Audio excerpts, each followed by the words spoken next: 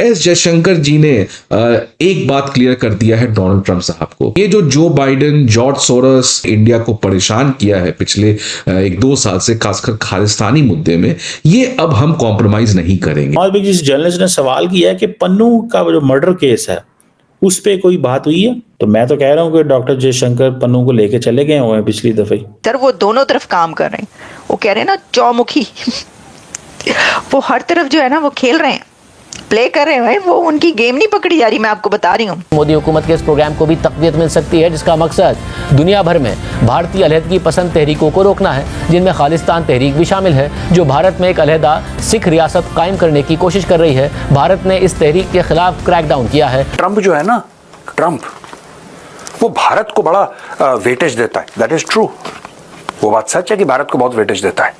वो प्रधानमंत्री मोदी जी को, एक्सटर्नल अफेयर्स मिनिस्टर जयशंकर साहब को बहुत तवज्जो देता है, बड़ा इंपॉर्टेंस देता है। क्रिश्चियनिटी के अंदर डिविजन्स थी, इस्लाम के अंदर डिविजन्स थी, तो हिंदुइज्म में डिवीजन नहीं है, because it's such a vast universe, उसमें सब कुछ चलता है, तो इसलिए वहाँ इतनी डिविजन्स नहीं है। मुस्लिम वर्ल्ड पाकिस्तान का साथ नहीं दे रही, यूनाइटेड नेशंस पाकिस्तान का साथ नहीं दे रही।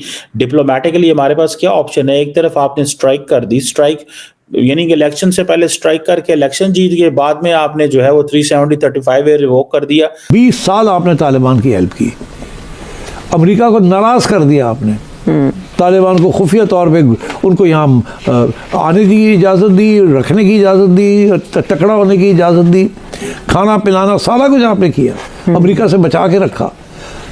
तो क्या हुआ जब वक्त आया तो उन्होंने कहा जी बहुत हो गया, तो आपकी बात नहीं सुनी। नमस्कार दोस्तों, आप सब जानते हैं हमारे foreign minister S Jaishankar sir इस वक्त अमेरिका में मौजूद है, जहां पर वे अमेरिका में हाल ही में बनी ट्रंप सरकार से बातचीत कर रहे हैं। और इसके साथ साथ जयशंकर सर ने अपने American counter part Marco Rubio से भी मुलाकात की है, जहां पर काफ़ी सारे अलग अलग विषयों पर बातचीत की गई है, जैसे कि बांग्लादेश, पाकिस्तान और खालिस्तान मैटर पर भी बातचीत की गई है। तो अब इस मीटिंग को देख करके पाकिस्तानी जर्नलिस्ट, जिसे हम अच्छे से जानते हैं कमल चीमा, अब वे कह रहे हैं कि जयशंकर सर ट्रंप और मार्को रूबियो के साथ एक डील करके खालिस्तानी टेररिस्ट पन्नू को बाल से पकड़कर वापस भारत लेके आ चुके हैं, जो कि दोस्तों एक बहुत बड़ी सफलता होगी भारत के लिए, क्योंकि पन्नू एक बड़ा टेररिस्ट है जो हर दूसरे दिन भारत को धमकी देता है और अमेरिका और अन्य यूरोपियन कंट्रीज में रह रहे भारतीयों पर वायलेंस करने की और उन पर अटैक करने की कोशिश करता है।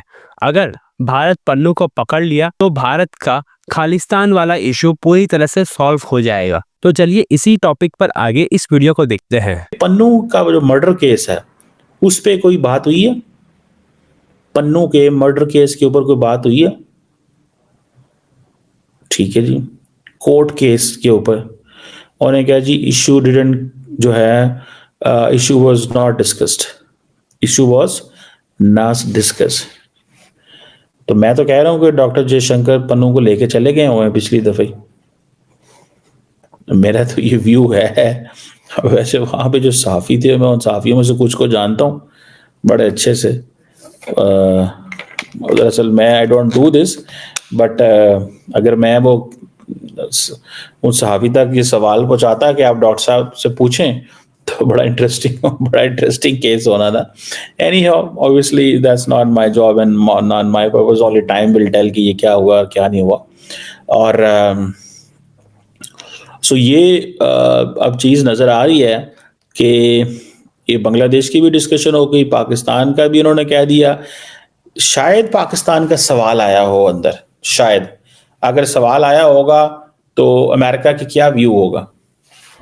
अमेरिका का ये व्यू हो सकता है कि वो कहेंगे जी पाकिस्तान के साथ नॉर्मलाइजेशन करें। देखें, लास्ट टाइम ट्रंप एडमिनिस्ट्रेशन को अमेरिकन इंडियंस ने स्नब कर दिया था कि सॉरी हम ये नहीं करेंगे। इस दफ़ा क्या अगर ट्रंप एडमिनिस्ट्रेशन ये कहती है कि एटलीस्ट आप नॉर्मलाइजेशन करें, तो हो सकता है कोई ऐसी बात ही हो जाए, कोई पता नहीं। एक्सेंट्रिक सी पर्सनालिटी है, वो कुछ भी कर सकती है। कोई वो जिसे कहते हैं ना कोई पता नहीं है, ठीक है जी। और अब डॉक्टर जयशंकर कितना एंजॉय कर रहे हैं इस चीज को कि जी क्वाड फॉरेन मिनिस्टर्स की जो मीटिंग थी, दैट वाज ए मैसेज।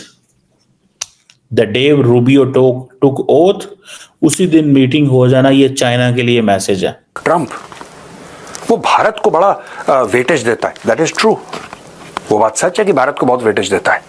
वो प्रधानमंत्री मोदी जी को, एक्सटर्नल अफेयर्स मिनिस्टर जयशंकर साहब को बहुत तवज्जो देता है, बड़ा इंपॉर्टेंस देता है, लेकिन that is not the real reason for this meeting. कारण कुछ और है। कारण मैं आपको बाद में बताऊंगा। देखिए दोस्तों, इन्होंने बात करी state of Indo US partnership की, क्रिटिकल एंड इमर्जिंग टेक्नोलॉजीज। ये देखिए साहब, critical emerging technologies, defence cooperation, energy, free and open Indo Pacific region. ये असली जो झगड़ा है ना, असली जो झगड़ा है इन इन्वर्टेड कॉमर्स के बीच में है। और free and open Indo Pacific region, इसके कई मायने हैं। और बीजिंग इस मीटिंग को देख के खुश नहीं होगा। किसी को भी अगर यह गलतफहमी है कि Beijing will be very happy, you are sadly mistaken. Secretary Rubio emphasized the Trump administration desire to work with India to advance economic ties and address concerns related to irregular migration। अच्छा जी, यहां पे काफी सारे Indians हैं। अगले point में आप ये देखिएगा, मैंने लिखा है 18,000 इलीगल इंडियन इमिग्रेंट्स हैं जिनको यूएस चाहता है घर भेजे, और new Delhi will start deportation process, यानी कि नई दिल्ली भी कहता है कि हाँ ठीक है। और ये अच्छा काम करा। मैं नहीं चाहता कोई इंडियन इलीगल कोई भी काम करे। मैं नहीं चाहता कोई इंडियन इलीगली यूएस जाए, यूके जाए, नहीं जाना चाहिए। जिस तरीके से हमें यह पसंद नहीं है कि कोई बांग्लादेशी या कोई रोहिंग्या हमारे देश में आए, उसी प्रकार से मुझे यह भी पसंद नहीं है कि कोई इंडियन कानून तोड़ के किसी और देश में जाए। You should be fair. You can't say कि वो लोग आ रहे हैं हमारे यहाँ वो गलत है, लेकिन हम लोग जा रहे हैं सही है। No, both are wrong. जो इंडियन कर रहा है गलत है, उसको वापस डिपोर्ट करो, उसके ऊपर कार्रवाई करो। ठीक है, मैं इस चीज से 100% अग्री करता हूं। अच्छा, यहां पे आप देखिएगा कि जो इकोनॉमिक टाइज की बात कर रहे हैं, यूएस चाहता है कि मैन्युफैक्चरिंग जो हो वो अमेरिका में हो। ये ट्रंप भी चाहता है, लेकिन क्या यूएस सारी की सारी मैन्युफैक्चरिंग कर पाएगा? यूएस ने अपने खुद का बंटाधार कर लिया है। The United States of America has cut off his own foot. How?